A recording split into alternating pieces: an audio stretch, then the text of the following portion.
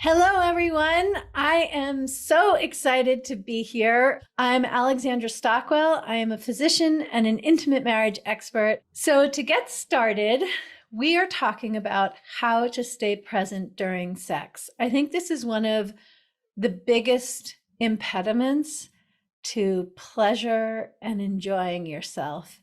In some marriages, of course, it's about just getting started, but it's hard to get started when in the past, when you've gotten started, one or both of you isn't present, isn't able to enjoy the deliciousness available as you touch one another's bodies and you take in sensations and the creativity takes over and you build a sense of heated communion and erotic expansion. I mean, sex is really an amazing, amazing thing. Sharing your body with someone, discovering someone else's body. And when sex is fantastic in the context of a long-term committed relationship, then it is also sharing souls, sharing minds. But either way, in order to just be in the body, you need to know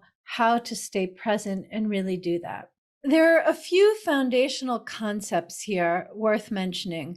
One is that it's really good to practice being in your body before you're even into sex. So if you're someone who's generally in your head all day long, do not expect that when you're lying in bed with your clothes off, it's going to be any different. So if you have difficulty just sitting on a park bench and feeling the sun on your cheeks, it's going to be hard to be in bed feeling what there is to feel there. So practice during the day. Take a moment to enjoy what it feels like to have silk on your skin, to sip warm tea, to have the sunshine on your face.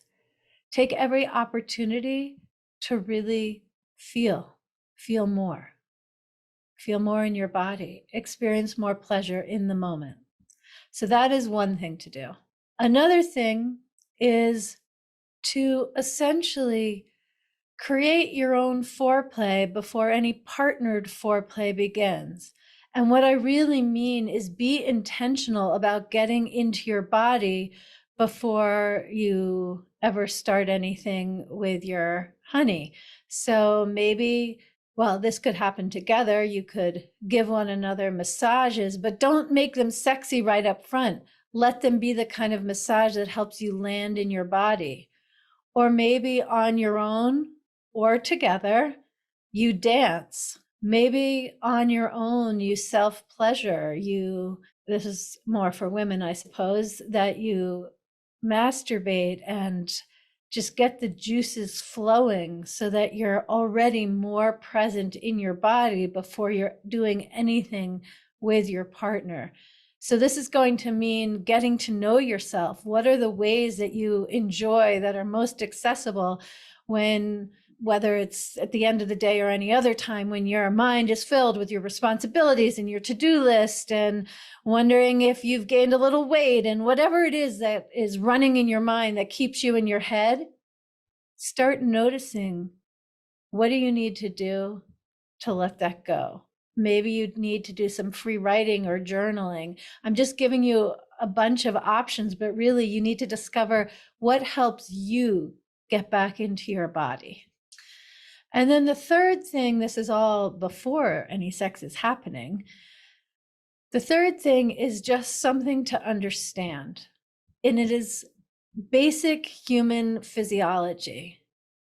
You've probably heard of fight, flight, freeze, or faint. All of that is a response to stress. When you're triggered, when there's stress, when you're in any way in danger, whether it's physically, emotionally, mentally, you just can't really relax. And when that's the case, then your sympathetic nervous system is activated. Your sympathetic nervous system is what gives you your stress response, your fight, flight, freeze, or faint. And in that situation, you're going to be vigilant, hyper vigilant, in your head, alert, wanting to see if a tiger is going to pop out from behind a bush, or in our lives, more likely if when you initiate your sex, your partner's going to reject you, or someone gave you a look at work and you don't feel appreciated, or whatever it is. That is when your sympathetic nervous system is activated. And calm, relaxation, ability to enjoy sensations, to relax with lovely music, enjoy the taste of your food, to really be in your body. That is when the parasympathetic nervous system is activated. So there are times when I'm speaking with a man who has erectile dysfunction sometimes, and I have him track when he's in his sympathetic nervous system, when he's worried about not getting an erection. That is when it's most likely to happen, because the very act of worrying is a stress response. So learning to stay calm and really be with a parasympathetic nervous system active is one of the most helpful things for erections, for pleasure, for natural lubrication, for being in your body and really enjoying yourself. And so everything that I've said up until this time really are various ways to help you switch from the sympathetic nervous system mode into the parasympathetic nervous system mode. So once you have all of these things in place and are enjoying it, you're set up to have sex, being present, really enjoying yourself. But let's say you've prepared properly and you're having sex and you go into your head. Suddenly, you remember that you didn't pay that bill. Suddenly, you wonder if you smell and it's not fun. You wonder if your technique isn't giving your partner pleasure, or any number of other things that basically take your attention from the sensual experience and bring your attention into your mind. When that happens, the single best way to get back into your body is to focus on your breath. Even while I'm speaking now, I'm taking bigger breaths. I mean, think of it. If you're in danger, if you're on a street and there's a car coming and it's coming super close, you don't take a relaxing breath. You breathe really shallow, just like this isn't literally what happens physiologically, but just as an image, like you're just filling the top part of your lungs. Well, if you can fill your lungs with oxygen, then you will be more relaxed. You will be more present. So there are a lot of fancy ways to do breath that you can learn in the context of Tantra or various techniques I sometimes teach where you're breathing into your genitals, and there are ways to do it. But you actually, this is the thing I want to say, you do not need to be fancy. When you're in your head, just take a deep breath. Let your whole body be filled with the air and let it back out. And take another breath. And then bring your attention to wherever the action is. Whatever part of your body or your partner's body is getting the attention, then bring your attention there to feel those sensations. And if you go into your head, start breathing deeply again.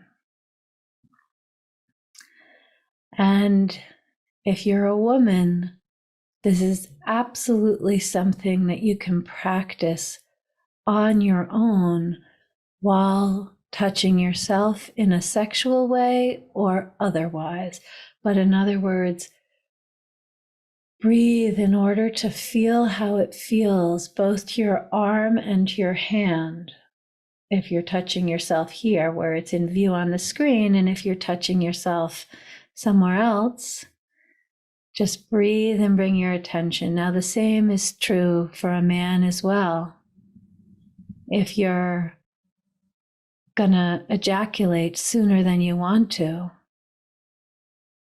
just breathe and be present, and you'll discover much more sensation is available to you.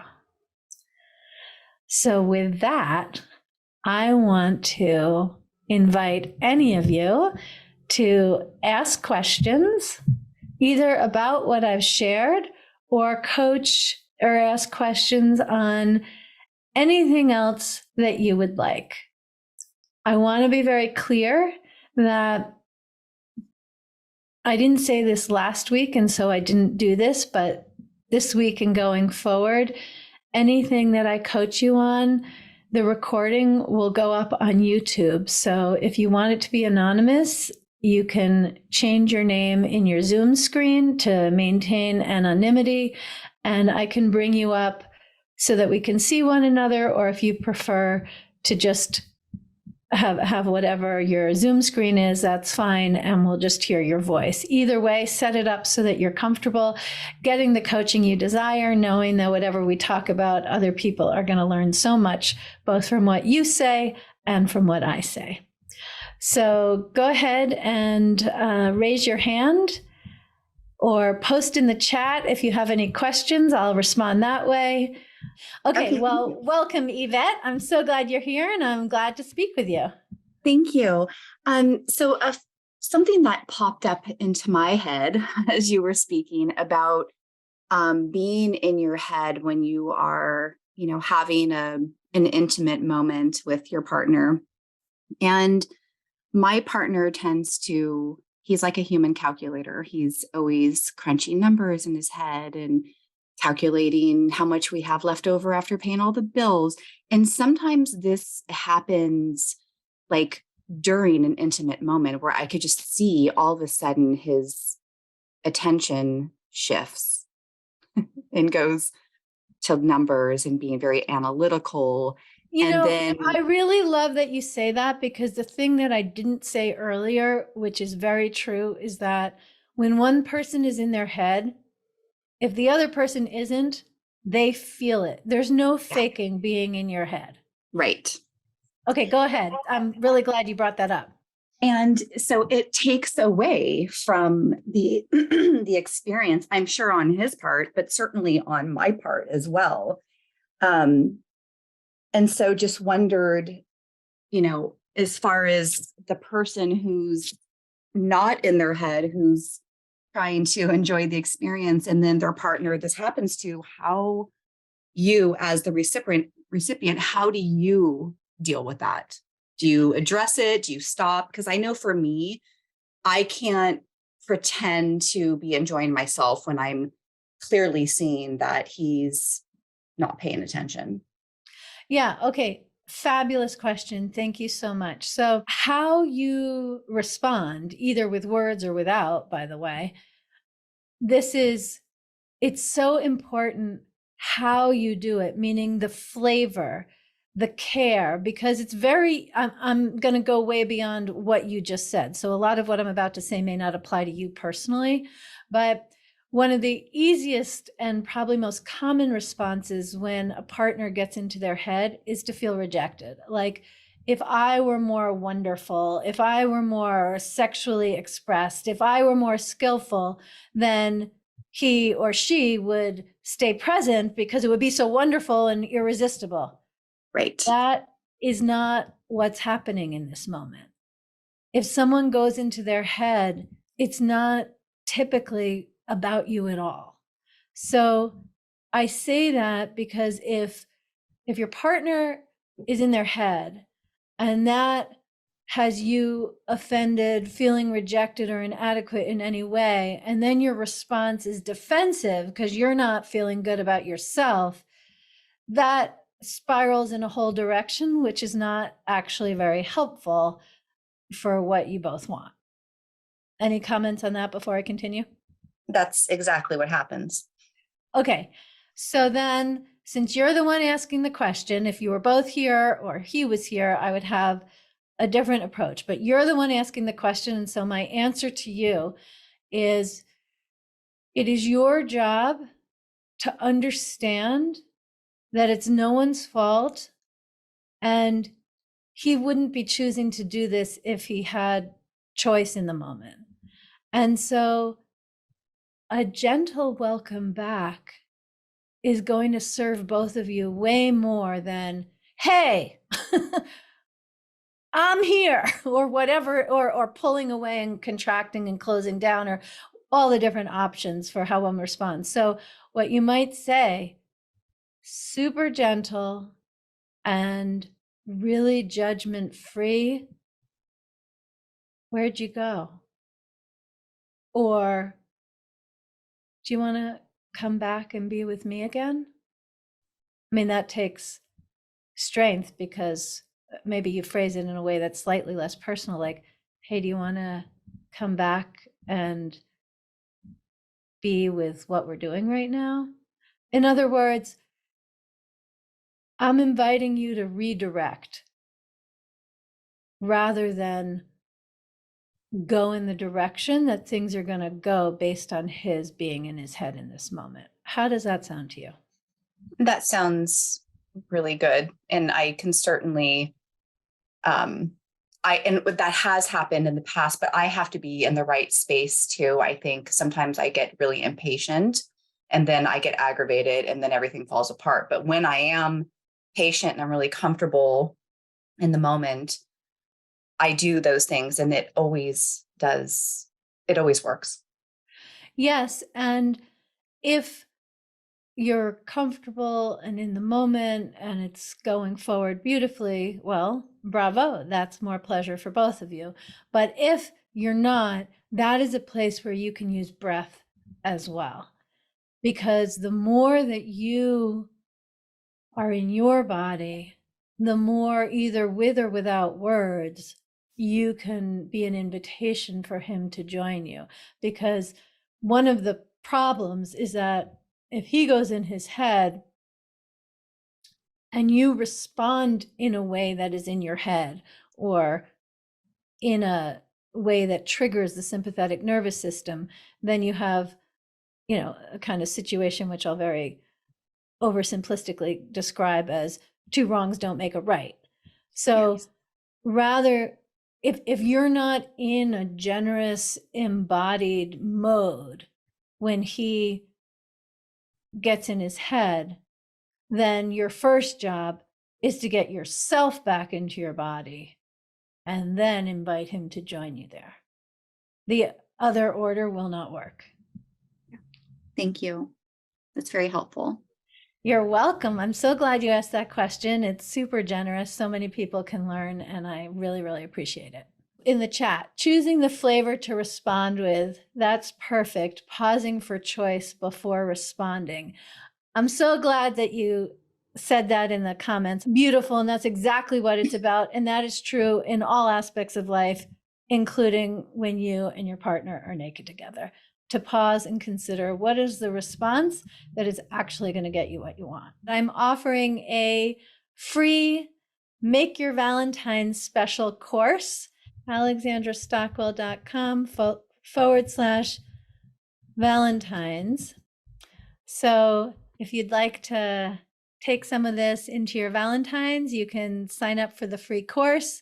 Make Your Valentine's special. You'll get 3 emails on consecutive days on ways that you can spice up and make your Valentine's more meaningful. And otherwise, I hope you'll be back for another topic next week. If you have any requests about what topics I cover, by all means, email me and let me know. You've received this invitation by email, so just press reply, and I'm happy to address absolutely any aspect of life with yourself and or your partner on these Monday calls. So I'm happy to take your request on topics, and I'll see you next week.